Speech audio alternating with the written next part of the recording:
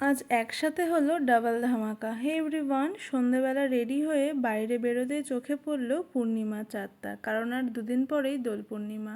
আর এদিকে দেখো, আমি একা না, আমি, মা, বর্ষামাসি, অনিন্দিতা, মিঠি সবাই একসাথে রেডি হয়ে বেরিয়ে পড়েছি। যাচ্ছি আজকে আমরা একটু বাজারে। স্ট্যান্ডে পৌঁছেই দেখলাম রাস্তার দুদিকে বসেছে আবিরের দোকান, আর যেখানে আছে অনেক অনেক পিচকারি, যেগুলো ছাড়া কিন্তু আমাদের ছোটোবেলার রং খেলা হতোই না।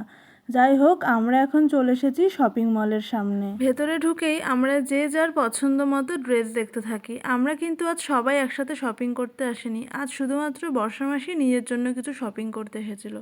কিন্তু ড্রেস দেখলে যা হয়, সবাই যে যার মতো ড্রেস দেখলাম ঠিকই, তবে শুধুমাত্র বর্ষামাসি তার ড্রেসটা নিল, আর সেগুলো নিয়ে বিল করে আমরা এখন চলে এসেছি শপিং মলের বাইরে।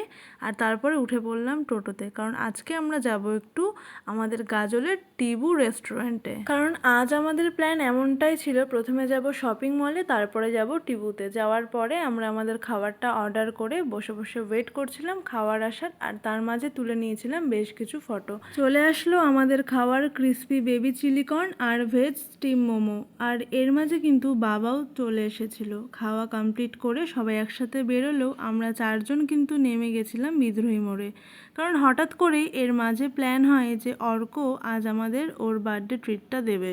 তাই সবাই একসাথে চলে গেলাম সানরাইজে, আর ওখানে গিয়ে আমরা আমাদের খাবারটা অর্ডার করে দিয়েছি। আর কিছুক্ষণ পরে চলে আসলো আমাদের খাবার। আজকে ছিল বাটার নান, বাটার চিকেন, বিরিয়ানি আর ফ্রাইড রাইস। সব মিলিয়ে কিন্তু খাওয়া দাওয়াটা বেশ ভালোই হয়েছিল। আর ওখান থেকে বেরিয়ে আমরা চলে গেছিলাম পানের দোকানে। পান আর পাসপাস নিয়ে আমরা এখন যাব বাড়িতে।